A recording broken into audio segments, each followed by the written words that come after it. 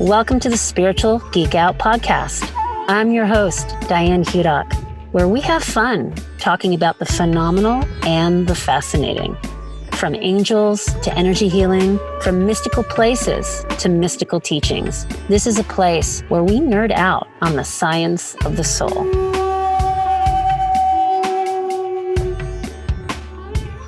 My guest today has walked the walk. He has been on the spiritual path, teaching thousands of people how to meditate for over 50 years.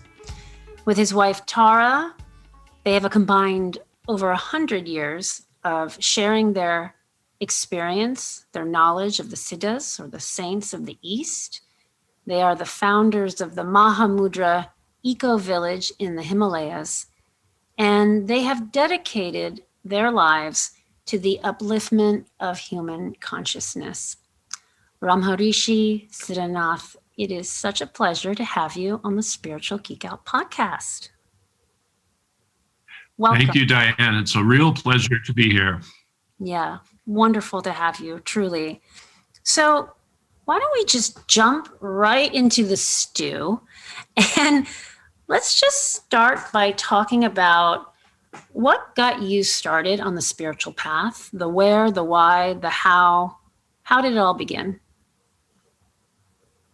Sure. Well, it's been an amazing journey, really a wonderful journey.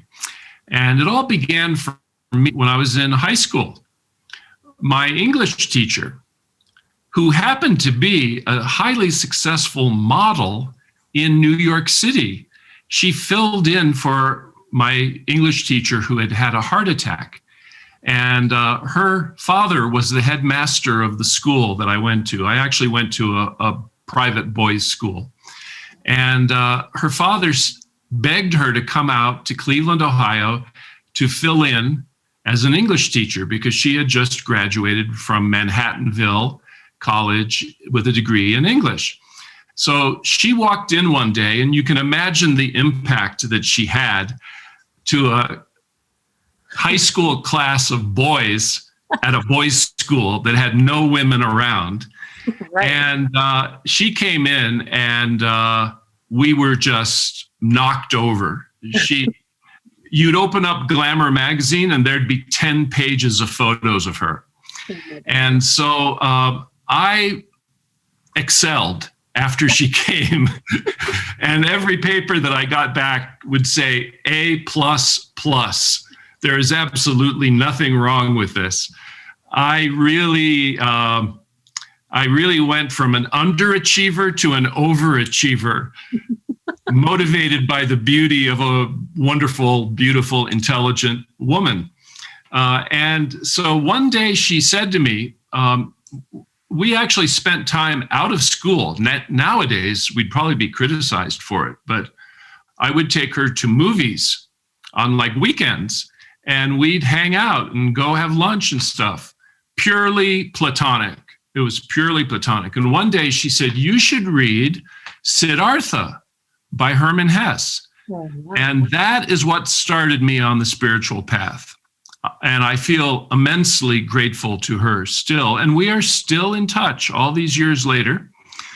And that book really introduced me to the wisdom of the East. Mm-hmm. And after I read that book, I wanted to read every available book. But this was back in 1965.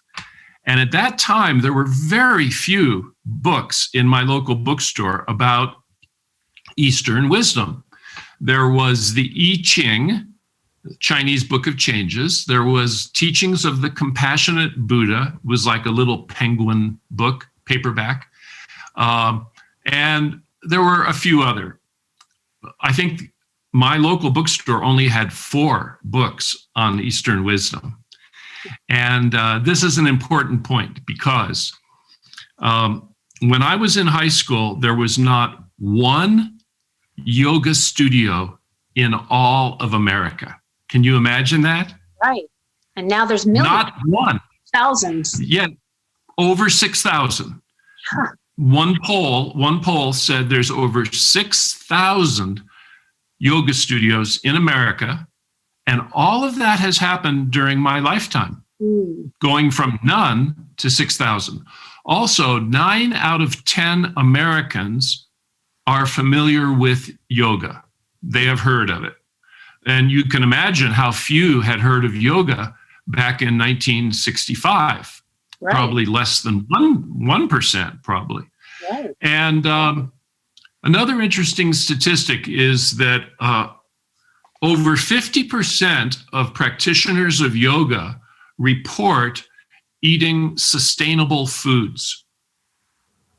Okay. So yoga has had a tremendous impact on our life in this country. You know, I always talk about, whenever we give seminars, I always say that in my lifetime, there's been a transformation of our way of life in the West due to the introduction of meditation and yoga. And so I was part of that. You're part of that. We're all part of that. Anyone who practices yoga, anyone who meditates, anyone who has become vegetarian, whatever, we're all part of a cultural transformation. Before it started, America was I think you could say it was lacking in spiritual awareness. Sure, there was Christianity dominant in this country back then, but very little knowledge of Eastern wisdom. And then what changed it all was Swami Vivekananda. Mm-hmm. He really was the beginning of it. He came to the World Parliament of Religions in Chicago and spoke there in 1893. Wow. 1893. And he was the first great master to come from the East. And he was really very positively received at that conference, at that Parliament on Religions. Did you say Paramahansa Yogananda was the second to come? Yes. Yogananda came in 1920. Right. Yogananda came a little later. Vivekananda came in 1893. Yogananda came in 1920. And when Yogananda first came, he didn't meet with much success. He landed in Boston, and he really struggled for quite some time because it was basically a white Christian culture, and they were not used to these dark-skinned Indian swamis coming to America to teach Eastern wisdom. Yeah. And he didn't have much success at all in the beginning. But then he modified the way that he was presenting it, and he made it much more compatible with Christianity. And he did a tour from Boston all the way out to California. And that tour was super successful. He spoke to huge crowds that filled auditoriums all across the United States. And then, of course, he started the Self-Realization Fellowship in California. And he lived on Mount Washington in the LA area. And he also lived in Encinitas. And he created the Self-Realization Gardens in Pacific Palisades, which is one of our favorite places in Los Angeles. And I'm positive you have been there frequently, many times. Yeah. I love yeah. all those areas. And I think you make a good point that maybe is a good segue, how these places, these sort of sacred sites, they permeate this energy of the loving, of the masters, of this consciousness. And yes. And this is happening on this planet. It's happening in America. And people, like you say, are slowly waking up. We are evolving. More and more people know about yoga. More and more people care about what they're putting into their bodies. More and more people care about how they're showing up in their lives. And yes. And it's making a difference to the collective. You know, many young people today, maybe who go to yoga classes, they're not really, they're not very aware of how much change has happened so quickly. Yes. Tara and I Tara and I travel around the country and the world giving seminars on the great saints of India. And as of now, we've given over 600 free seminars all over the United States and Asia. And quite often when I say to people, can you guess how many yoga studios there were in this country in 1965? They're shocked to hear that there were not any. Mm-hmm. They can't believe it because they've grown up surrounded by yoga.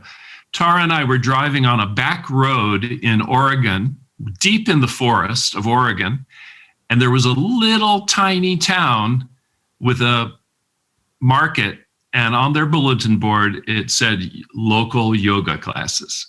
So that just indicates how yoga has penetrated into this culture in a short amount of time.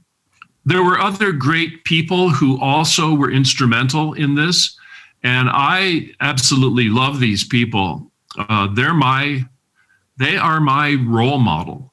They were Europeans mostly, who were the first Westerners to travel to the East and to study with great masters in the Himalayas and other places.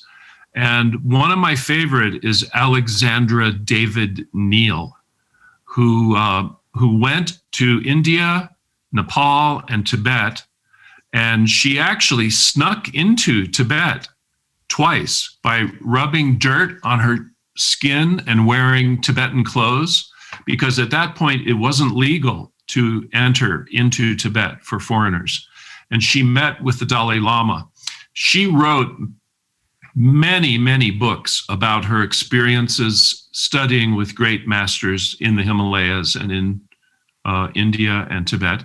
And then another person who we're very fond of is Nicholas Roerich and his wife Helena, who were also trailblazers. They were pioneers. Back when they went to the East, Europeans and people in this country knew practically nothing about Eastern wisdom, practically nothing. And they were the first people to really open the door so that Eastern wisdom could begin to flood into Western civilization. So we feel personally, Tara and I feel a debt of gratitude to these people who underwent tremendous hardships. Nicholas Roerich and his wife traveled for 3 years on an expedition through India, Nepal, Tibet, Ladakh, China, and all the way up to Mongolia and back. And this was before there were railroads and airplanes. They traveled on horseback for 3 years. And so we feel a real debt of gratitude to these pioneers who opened the door. And then one more thing to indicate what a profound effect this has had on our civilization. Steve Jobs, who we all know is one of the greatest technological innovators of our lives. Yeah. He invented the Macintosh computer along with Steve Wozniak. He invented the iPod, the iPad, the iPhone that are used all over the world. Well, his spiritual journey began by reading Autobiography of a Yogi by Paramahansa Yogananda. When he was at Reed College, he was going to Reed College, and he read that book, and that book changed his life, and he wanted to go to India. He traveled to India, and he met with masters in India, and he read many books about great saints, about many, many great saints. And when he came back from India, he started Apple. And when he died, at his memorial service, every person who attended Steve Jobs' memorial service received a box. And in that box was a copy of Autobiography of a Yogi. He read it every year from the first time he read it, probably for, who knows, 40 years. He read Autobiography of a Yogi every day. It was the only book that Steve Jobs kept on his iPad. Autobiography of a Yogi. Yeah.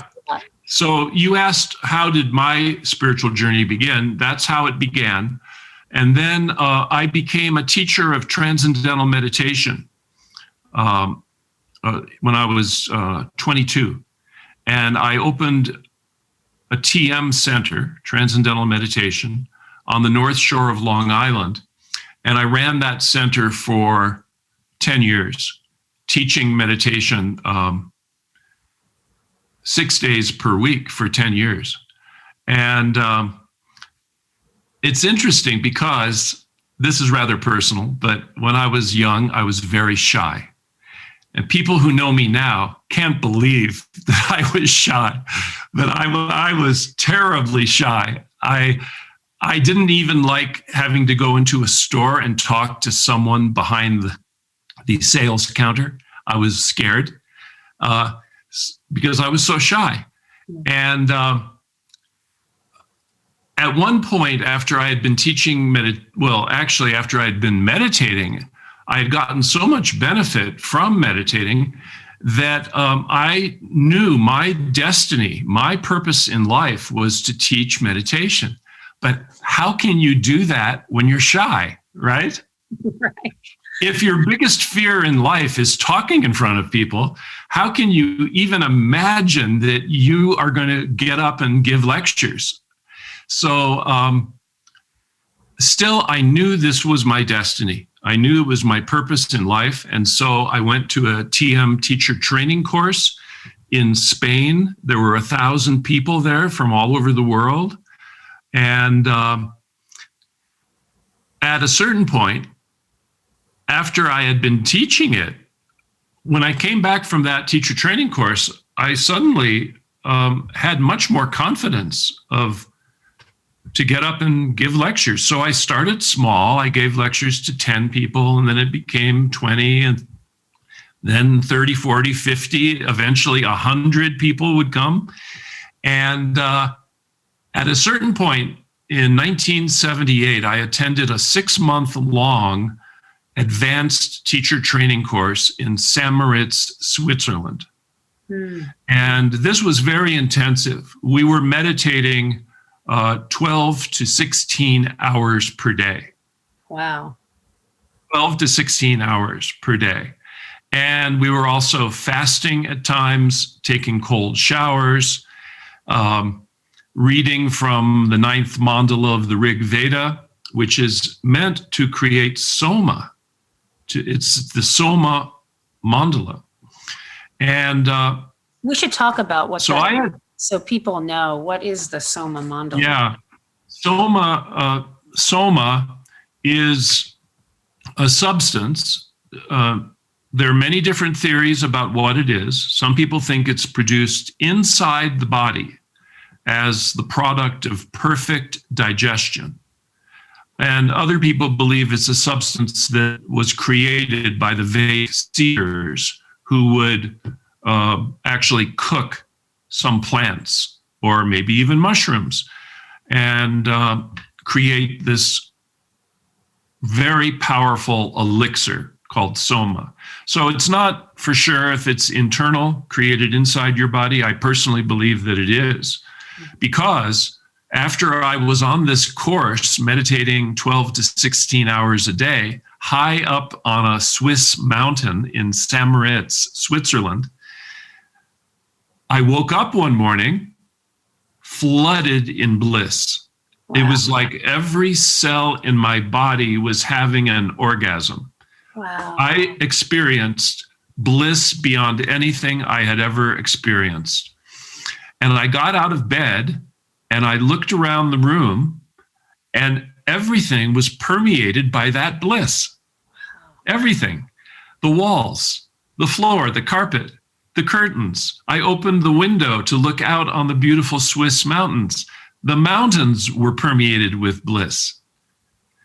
The clouds, the trees, the birds, everything in existence was permeated with pure bliss consciousness. And I became a different person.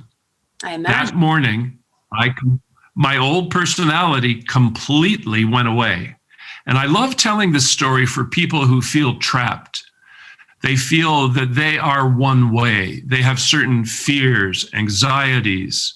There are certain things they feel that they cannot do because of mental and emotional patterns that they're stuck in. But my message to everyone is, no, you are not those mental and emotional patterns.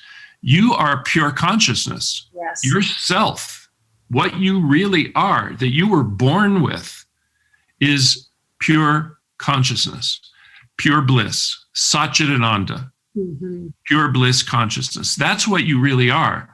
All of these emotional and mental patterns are just overlays, and you can eliminate them. You can dissolve them. That's what happened to me. I woke up one morning and they were gone.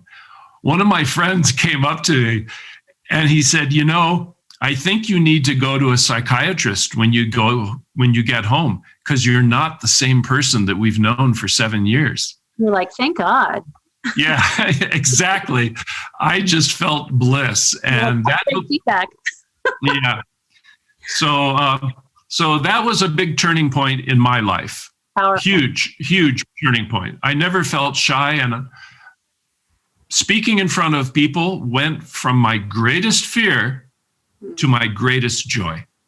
I've spoken to groups of 1,600 people and felt no fear, no nervousness, no anxiety.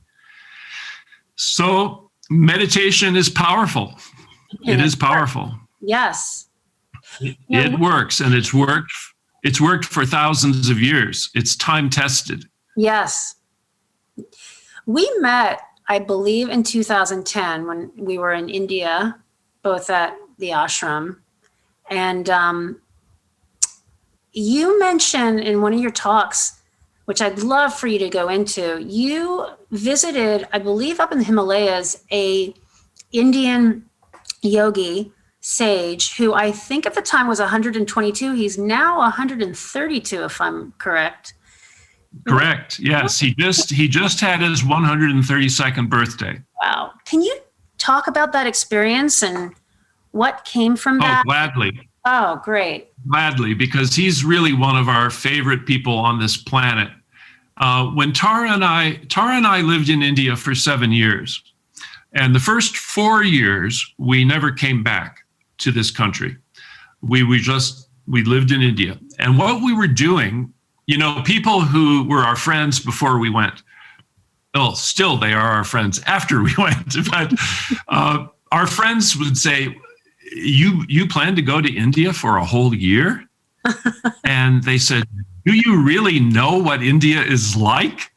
Because they had been, you know, they had maybe gone for 2 weeks or a month, and maybe they felt like they never wanted to go back, you know? And so they were a little surprised that we planned to go for a whole year. And we felt very happy and confident to be going to India for a whole year.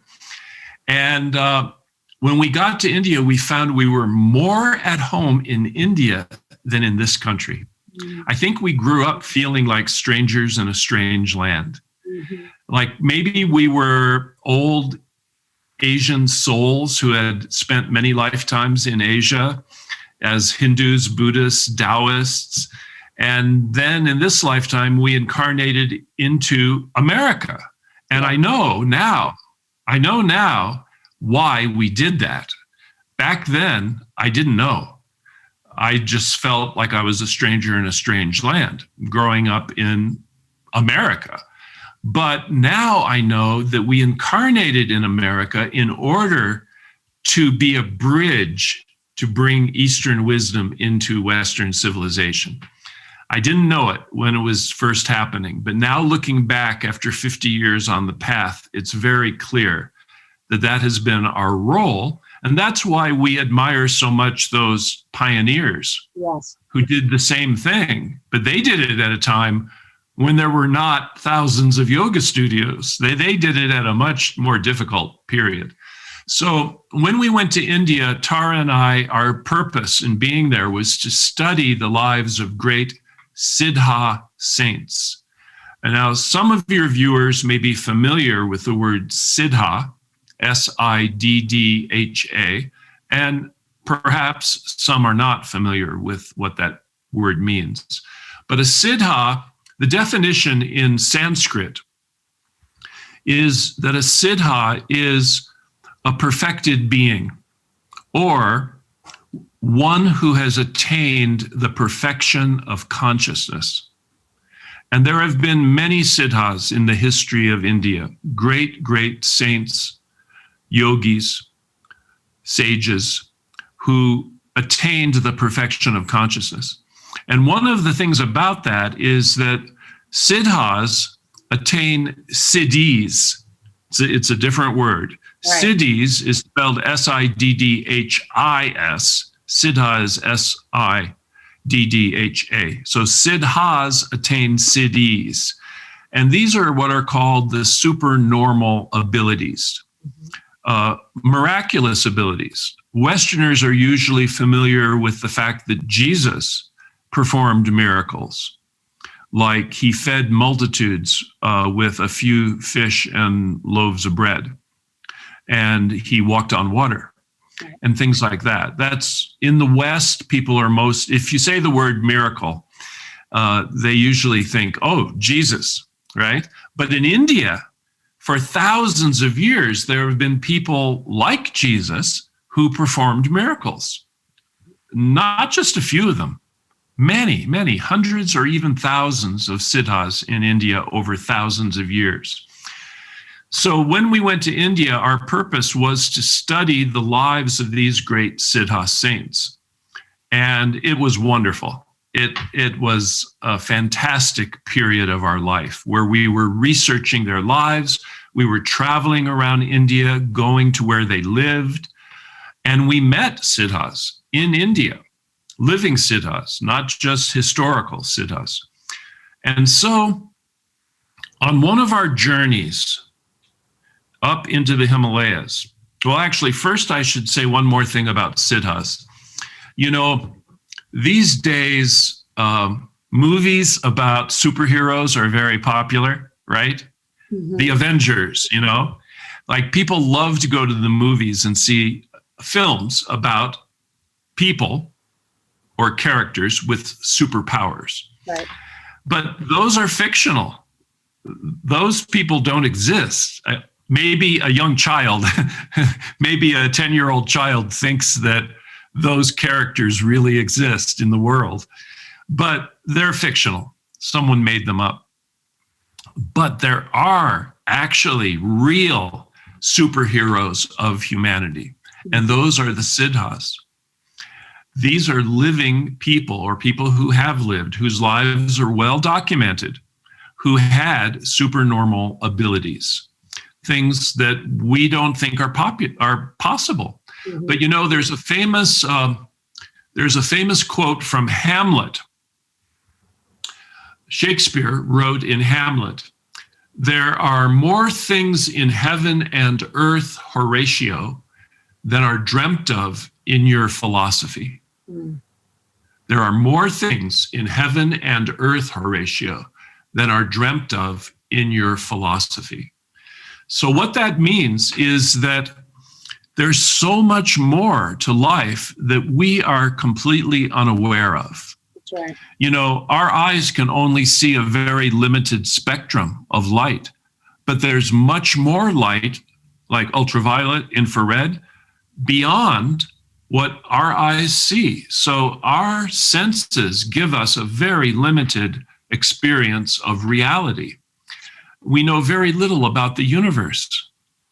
You know, I just read, when I was waiting for this Zoom call to begin, I read a story that the Japanese scientists discovered an asteroid that contained water. I just saw that. Yeah, exactly. And it's completely shaking up the theory of space and the creation of the universe and everything. So there's so much more that we're unaware of. And one of the things that I'm most interested in is, and this really affected me when I was a teenager, when I started studying the scriptures of India and the sacred books of Taoism and Hinduism, Buddhism, Sufism, the Sufi way, I discovered that these ancient sages knew so much that we're unaware of about our own bodies, how our bodies work, and the world around them. They knew things back thousands of years ago that quantum physicists are just beginning to scratch the surface of. Like, let's cover some of those. What are some things that they knew that science is just barely catching up with? Exactly. It's an amazing subject. I mean, you know, if you study Taoism and if you study Ayurveda and Siddha medicine, you find out that they knew about the channels of the body, which in acupuncture are called the meridians. There are nadis, currents of energy in the subtle physical, and these ancient civilizations knew about those. But one thing I always say when Tara and I give seminars is humanity is not an end product. It's a work in progress. Yes. You know, we always think we're so advanced. You know, we have supercomputers. We can send a rocket to Mars or whatever. We take great pride in how advanced we are, and we think we're like the pinnacle of human evolution. But there were ancient societies that knew so much more than what we are aware of, and modern physics is just starting to scratch the surface of that. So these ancient sages are what my wife and I were most interested in, and the Siddhas. And, you know, one time we were teaching in Austin, Texas, and we went usually late at night after we finished teaching one of these seminars. We're really hungry. So we went to a supermarket to try to buy some food.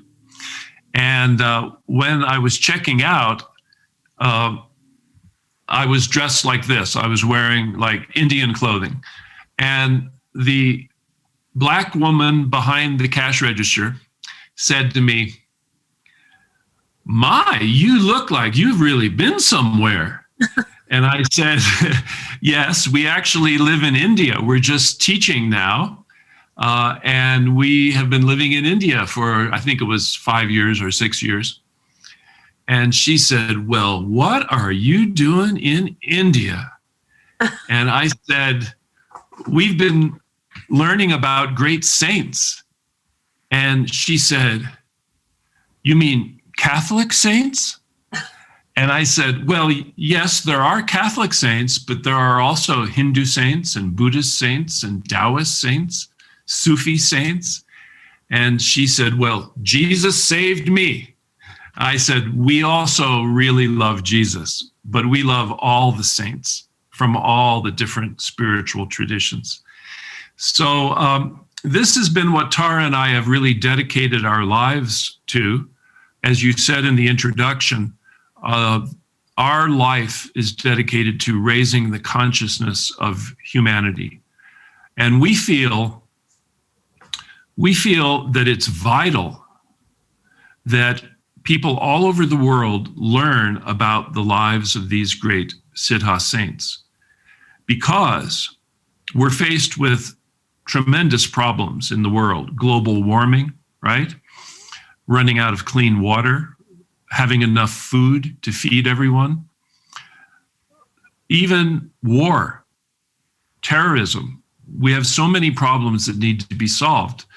And we're convinced of this, and for us, we feel passionately about this. We feel that the most important thing is to raise the consciousness of humanity. Because everything that we experience, everything we think, everything we do depends on our level of consciousness.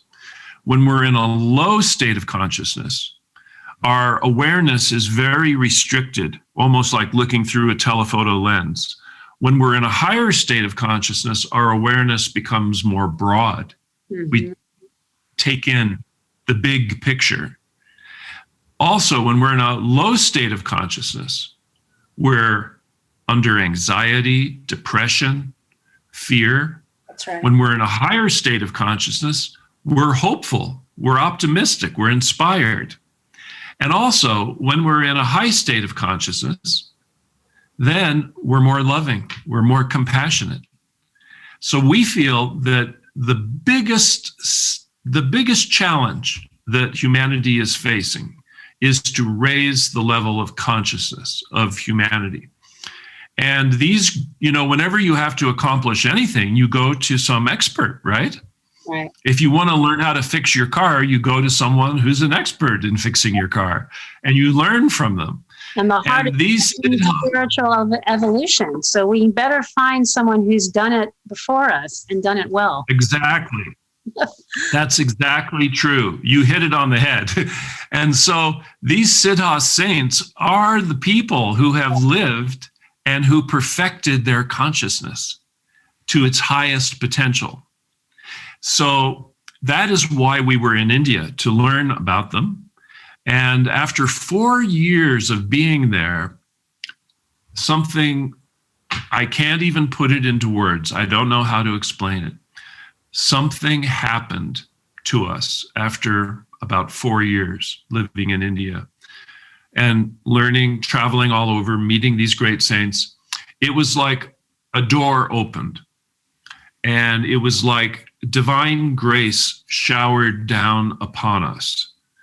And we began meeting amazing siddhas in India. And at one point we went to the Himalayas, and there was a man who was guiding us. And he said, "Would you like to meet my guru, who's 100 and something like 22 years old at that point?" And of course we said, sure, And he took us to meet his guru. His guru had a little tiny kutir. A kutir means a little cottage.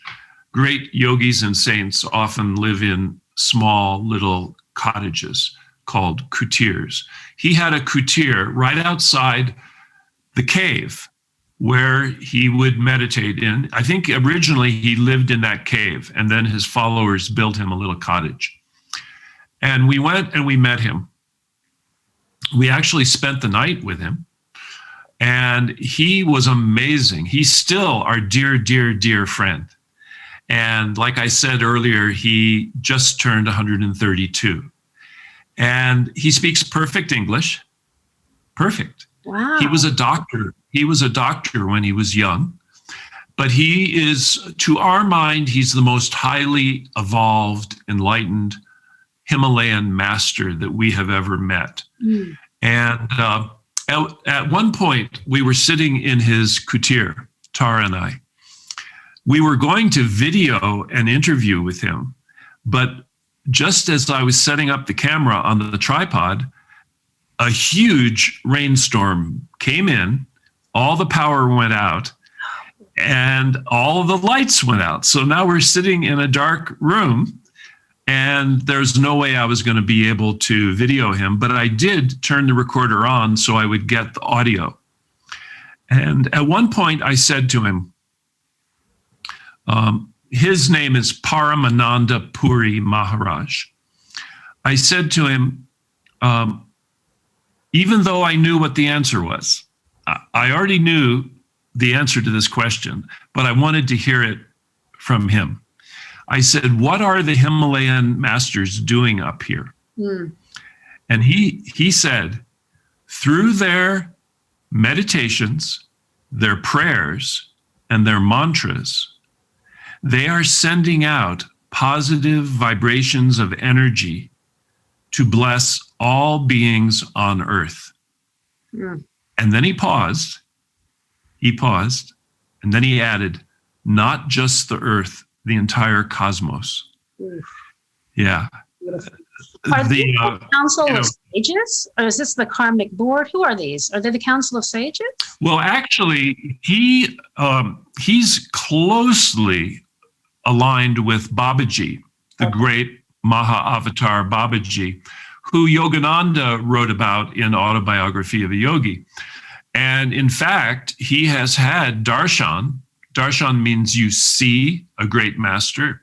You could have darshan of a mountain, and you go to the mountain and you see it, and there's a transference of energy to you through the act of seeing this mountain.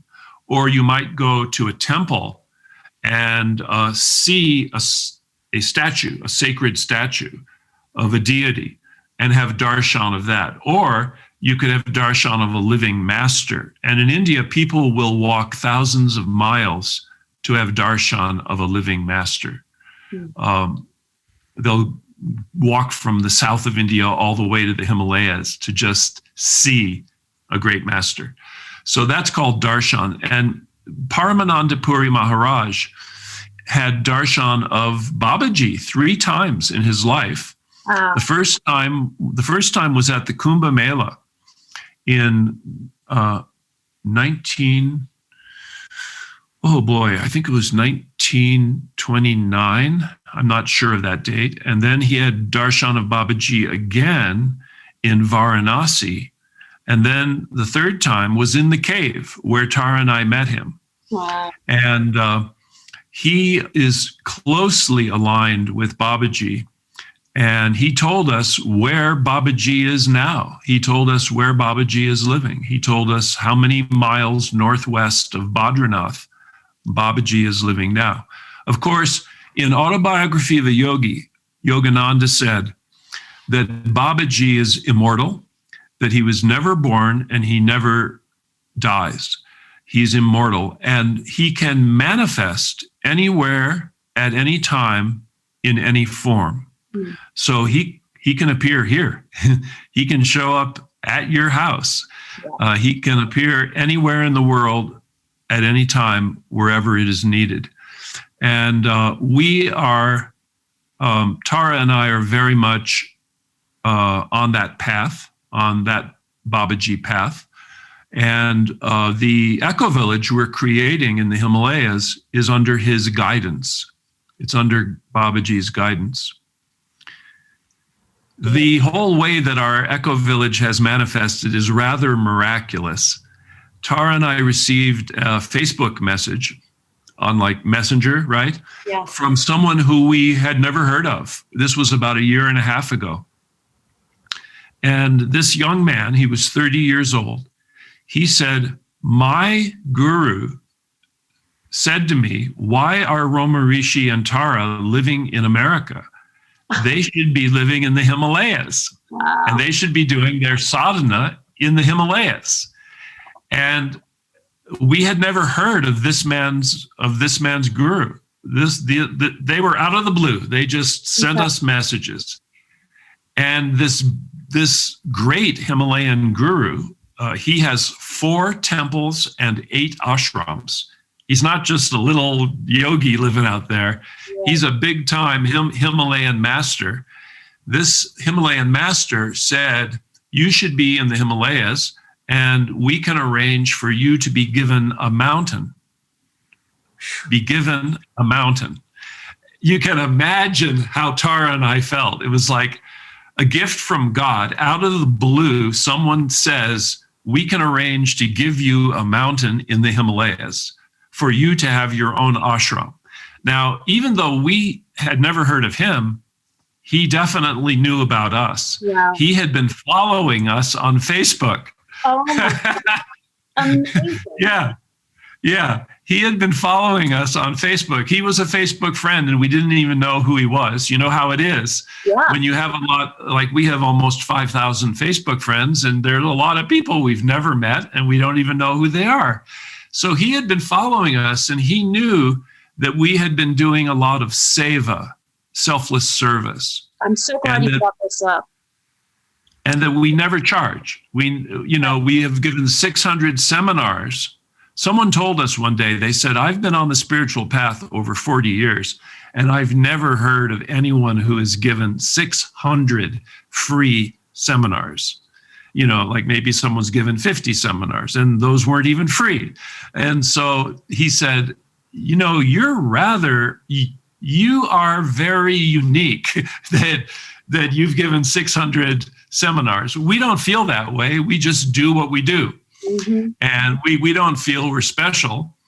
But our philosophy is not to charge for spiritual teachings.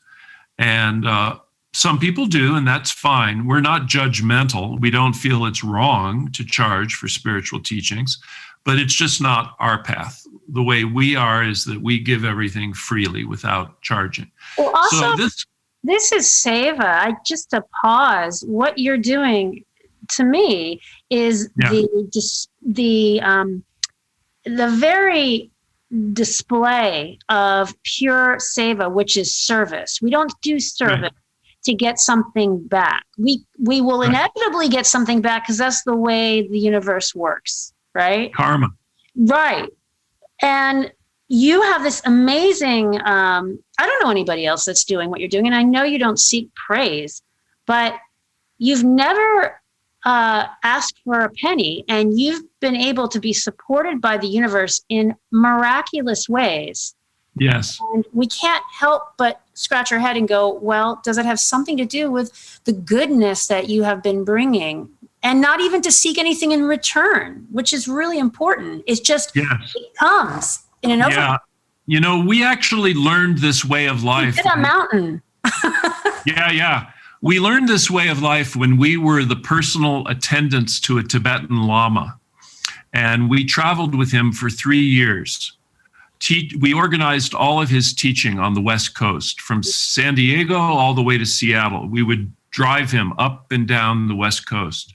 And he was a very prolific teacher. He would teach 300 nights out of the year. That's a lot. It's a lot. And we had almost no money doing that. There were many, many days that we didn't know how we were going to eat the next day or put gas in the car to drive to the next town for him to teach. But it always worked out. And what we learned from that, this is one of the most important things that we learned in our life. We learned to trust and surrender. Trust and surrender to the will of God.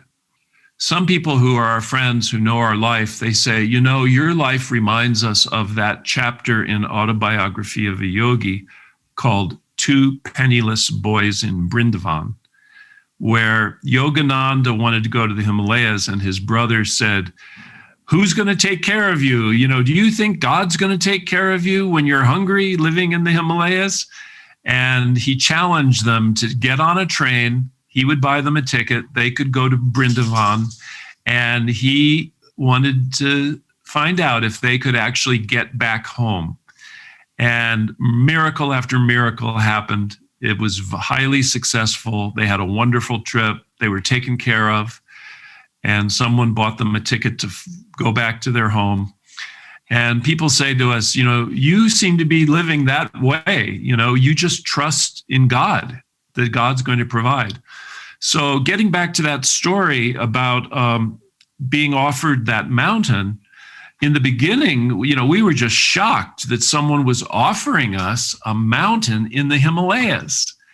And they have done that. That is done. We have been given a mountain in the Himalayas. And actually, we've been given more land than we can even use. The local villagers want us to come so badly that they keep offering, oh, I can give you another 50 acres. I can give you 100 acres. So what we decided early on was that this was a true blessing. It was a gift from God. And we decided that rather than using this mountain for our own personal use, having our own ashram, that we would create an Ecovillage. And we gave it the name Mahamudra Ecovillage. And the purpose of our Ecovillage is to teach sustainability skills that are so badly needed. You know, we're living in a society that is not sustainable. Correct. That's very clear. We have to change the way we're doing things if humanity is going to survive. So we decided we're being given this gift from God. We should use it to help humanity by teaching sustainability skills. And there are two categories of sustainability skills. One are inner sustainability skills: meditation, yoga, tai chi, qigong. Inner sustainability skills that have been used for thousands of years to improve the quality of life and raise the level of consciousness. And then there are outer sustainability skills. And those are things like permaculture, learning how to create living soil, not deplete the soil that we use to grow our food. So there are outer sustainability skills also. So this is the purpose of our Ecovillage, and we're in the process now of developing it. You can imagine, since we never charge any money at all to do what we do, people think, wow, they're creating an Ecovillage on a mountain in the Himalayas. They're also creating a school for Himalayan children. They have a Feeding the Poor program to feed the poor people. They're also starting a program to provide free medical care. They must have a lot of money to do all that. All I can do is laugh at that. We have no money at all, but we have trust and surrender. And I mean, when I say we have no money, it's rare for us to have more than $2,000. It's very rare for us to have more than $2,000. So we don't have any money, but we have belief in this project and we have trust. And, when we came back from India the first time and we decided to do a tour, we got off the airplane with $80 in our pocket. People have told me I shouldn't say this. Very good friends who know a lot about spirituality, they have cautioned me, don't tell people that you don't have any money because they won't respect you. Wow. Westerners respect people who have money. And if you tell them that you have less than $2,000, they're not going to respect you. But I don't care. I don't care. The conditioning of the society. It's like, what's in your bank account is your level of worth and knowledge and skill set. And it's so backwards. Yeah, exactly. I don't care if someone doesn't respect me because I don't have money. I personally don't think Jesus had very much money. Right. And the other thing is you could have money if you chose to. So it's your choice. Yeah. And that's a very strong point, is that you're making a very deliberate choice that you're living the path of pure seva. There are many people that say they do seva, even just giving money to the Red Cross or giving it to your favorite. How many celebrities do you know that do events where they want to give money, but they do it so that they can have their name attached to it? That is not seva. Right. Sorry to say. Right. Tara and I were living at an ashram one time, and I volunteered to be the seva director. And people who had been living there for 8-10 years came up to me and they said, do you understand what you just volunteered for? This is the worst job in the entire ashram. No one has ever volunteered to be the seva director. It's like the lowest job that anyone would want in the ashram. It's a headache. It's a nightmare. Do you really want to do this? I said, I love seva. That's Tara and my life. We've been of service to 8 different gurus in our life. And every guru that we've ever met and our heart opened to them, we just wanted to serve them.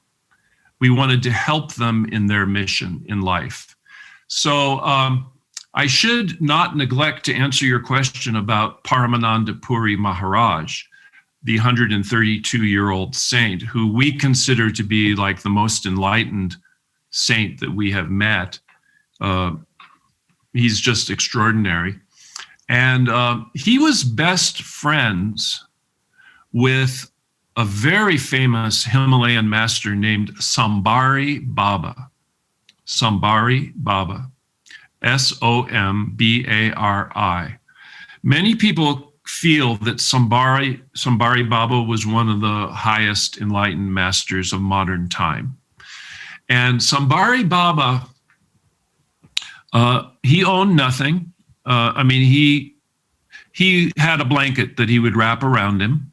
He had a loincloth and a water pot. And he never built an ashram. He never built a temple or anything like that.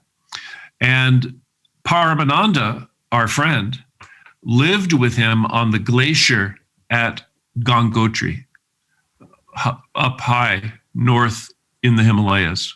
There are temples, Gangotri, Badranath, Kedarnath, are very famous, and many people go on pilgrimages up there. And we're going to be guiding pilgrimages up there in the coming year or two after COVID decreases. Tara and I have been taking people on pilgrimages for the past 4 years to India, and we've led 13 pilgrimages. But our pilgrimages are not typical tourist trips. We lived in India 7 years. We never went to the Taj Mahal. We've never been to tourist places. Our pilgrimage is to it's an intensive spiritual pilgrimage to meet great masters, meditate in their caves, visit them, visit where great Himalayan masters lived, go to amazing temples. So it's an intensive spiritual experience. So anyway, Paramananda Puri Maharaj, he was best friends with Sambhari Baba. And they lived on the glacier at Gangotri. That's where the Ganges comes out of the glacier. Okay. The Ganges River begins at Gangotri. And the last time we were with Paramananda Puri, I said to him, I've read in books about Sambhari Baba, who you were so close to. And I've read that he could manifest food, same way Jesus did. Is that really true? And he smiled and he looked at me and he said, yes, it is true. He said he would hold a big feast every Monday and invite all the villagers. In India, that's called a bandara. It's like a mass feeding. Mm-hmm. And he said one time he had enough food to feed 2,000 people. What? But 3,000 people came. Wow. So he didn't have food for a whole 1,000. And he said he took the prana from the Ganges and he turned it into food for 1,000 people. He was a great Siddha saint. And then Paramananda told us, he said, I lived with Sambhari on the glacier at Gangotri, and we had no clothes and no food. No clothes at all. They were naked. There's a tradition it's a tradition called the Naga Babas. Naga Babas are called sky-clad. They don't wear clothes. And so they lived on the glacier with no clothing and no food. And I looked at him and I went, how did you survive? Yeah. He said, we ate the celestial food. Oof. And I pointed to my third eye and I said, you mean Amrita? You mean you ate the Amrita, the nectar, the divine nectar that's secreted and drips into the mouth?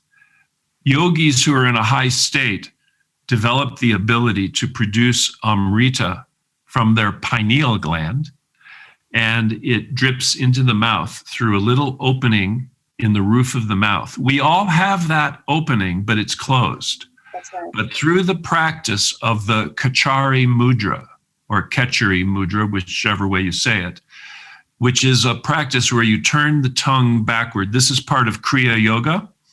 You turn the tongue backward and you press it against the roof of the mouth in the back.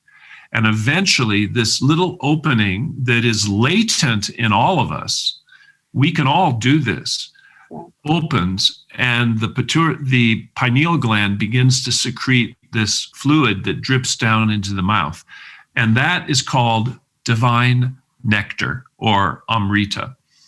And he said, we ate the celestial food. And I said, you mean the Amrita? He smiled and said, yes. That nectar that our own body can create is highly, highly, highly energizing to both consciousness and the physical body. So they can live on it. You know, people might wonder, how do these Himalayan masters live in these snow-covered mountains where there's no food to eat? Right. There's no 7-Eleven to go to for sure, or Whole Foods, or Trader Joe's. You know, up there, how are Himalayan yogis living up there with no food? That's how they do it. Yeah. Huh? I said, you're pointing to a mountain. That's how they do it. Yeah. Oh, yeah, exactly. That's how they do it. Yeah.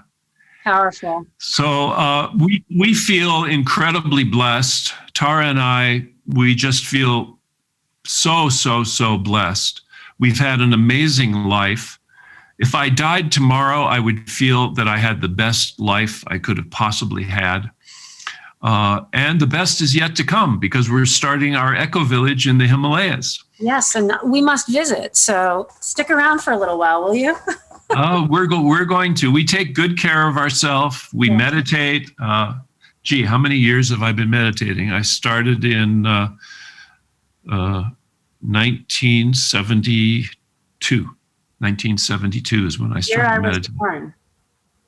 So Tara also. Tara is a very dedicated meditator, and we eat really good. We only eat organic food and very healthy.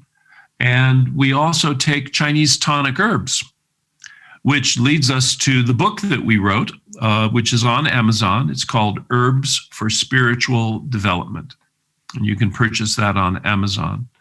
It's a book about herbs that is very unlike any book you've ever seen or read about herbs. It's specifically about the herbs that great Buddhist and Taoist masters have used for thousands of years to promote health, longevity, and enlightenment. I have not read that book, so I'm glad you mentioned that because that is something I need to read. And maybe just mention, what is it about herbs that how it permeates, how it penetrates, how it affects the body differently than, say, even a vitamin, because we know that we're talking about two completely different things here, and how the body can accept herbs in a completely different way in service to our vitality and our enlightenment. Exactly. Yeah, I really think herbs are God's greatest gift to humanity, that every herb is here for a purpose. Every herb has an effect, and it's here for a purpose. And I was extremely blessed to be the apprentice of Ron Teagarden, who is world famous as an herbalist. He was the pioneer of tonic herbalism in this country. He introduced people in this country and all over the world to tonic herbalism. Tonic herbalism is very unique. In China, they have hundreds of herbs that are part of what would be called medicinal herbalism, but there's a subcategory of tonic herbs. Medicinal herbs, if you went to a Chinese doctor, he might say, take these herbs home, boil them in water, and consume them for 2 weeks, but then stop. But the tonic herbs are herbs that can be taken every single day because they have no negative side effects. In fact, in China, they actually cook with them every day. They put them in stews, in soups, in all kinds of food. So the tonic herbs have no negative side effects, and they're also adaptogenic. They help the body adapt to stress. And the way I met Ron was someone told me, there's this guy you should meet. I'm not going to tell you what he does. Here's his phone number. Call him tomorrow and tell him that I said you should meet him. And so I called the next morning, and Ron invited me over to his house on Kenter, north of Sunset in LA. I arrived at the house. He met me at the door, took me into the living room, which was his herbarium, where he kept all of his herbs in drawers. And I was amazed. I felt like I had been transported to ancient China. I didn't feel like I was in LA anymore. This was ancient China. And I said, "What do you do?" And he said, "I'm a tonic herbalist." And I said, "What is tonic herbalism?" And he began teaching me right then, from the first minute that I met him, what tonic herbalism is all about. And after 15 minutes in his living room, I looked at him and I said, "I would love to live in a house like this." It was like an ancient Chinese herbalist temple. Wow.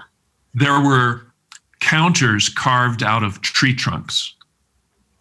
There were 4 chairs made out of tree roots that Tom Selleck wanted to buy from Ron. Wow. And I mean, this was like the most beautiful room I had ever been in. And I said, "I would love to live in a place like this." And he said, "Would you?" And I said, "What?" He said, "Would you like to live here?" I was taken aback. I said, Are you asking me if I want to live in your house?" He said, "Yes, you can move in. You can be my apprentice. There's an apartment in the back of the house that's empty and you can move in." I was living in Chicago at the time, and I didn't even have money to rent a truck. He rented a truck for me. He moved me out to LA into his house. This happened, oh my God. I'm very bad on years. Tara is much better on years. Roughly. Oh boy. It was, I believe it was the late 90s. I think it was the late 90s, maybe around 2000. I'm not really sure. But I actually lived there for 3 years. I lived in his house for 3 years. And this is the way herbalism was taught in ancient times. It wasn't taught through seminars or YouTube videos. It was taught by living with an herbalist and absorbing on a daily basis what they did, how they did it. And so, for 3 years, I lived with him and his family, his wife and 2 children, and their dog. I used to go to him when he was on Melrose. Do you remember that, in Beverly Hills? Yeah. And he was the one who told me, "You can't drink coffee." And of course, I love coffee, but I don't drink coffee. Yeah, right. Because I can't drink coffee. And or I have coffee once in a while. I actually quit. Yeah. Wow. Congratulations. Yeah. Yeah. I love coffee too. And every morning I always make coffee, but I came to the conclusion recently that it actually was not good for me. Yeah. And now I drink chai. Mm-hmm. And so, I find that I do much better drinking chai. Yeah. Which of course has black tea in it. Ron would say that coffee, it's not the caffeine. You could even drink decaf, and he'd say it's just as bad. He said it's the oils. They hit your liver and your gallbladder like hard, and it's not good over time. Exactly. Drink exactly. Oil. Yeah. Yeah. So, now I'm drinking chai every morning and I'm feeling even better than I normally do. And of course, Tara and I take Chinese tonic herbs, which we buy from Ron's company called Dragon Herbs. Anyone who's interested in learning more about Chinese tonic herbs, he has a beautiful website, dragonherbs.com. Oh, and I should also mention that our Ecovillage website is mahamudraecovillage.org. So that's Maha, M-A-H-A, Mudra, M-U-D-R-A, Ecovillage, all of that is one word, Mahamudra Ecovillage.org. And if you're interested in learning about what we're doing in the Himalayas, and if you think one day you might want to come, we plan to have yoga teachers, meditation teachers. Our friends have already said, I want to bring the first group that comes to your Ecovillage. So we'll have accommodations for about 20 to 30 people. And our whole philosophy is completely universal. We're not promoting any one teacher or path. We are universal. We respect all enlightened masters, and we respect all paths to enlightenment. So our approach is universal. We do have our own personal practice, but we don't push that on people. Our own personal practice is very related to Maha Avatar Babaji, who Yogananda said is the master of masters. But we are going to be open to anyone who wants to come, and they can teach yoga, they can teach meditation, Qigong, Tai Chi. And we will also take people on pilgrimages through the Himalayas. So we're very, very excited about what's coming up. Thank you so much for sharing all this with us, Romarishi. And very welcome. There's so much more to talk to you about. And I always feel this way after my podcast, is that I have about 100 questions that I want to ask you, and we'll have to bring you back and ask you at least 50 questions. Anytime. I would love to join you again. It would be our pleasure. And there is so much more to talk about. Hey guys, thanks for checking out the Spiritual Geek Out podcast. If you like what you're hearing here, check out more by subscribing on your favorite platform, or go to spiritualgeekout.com.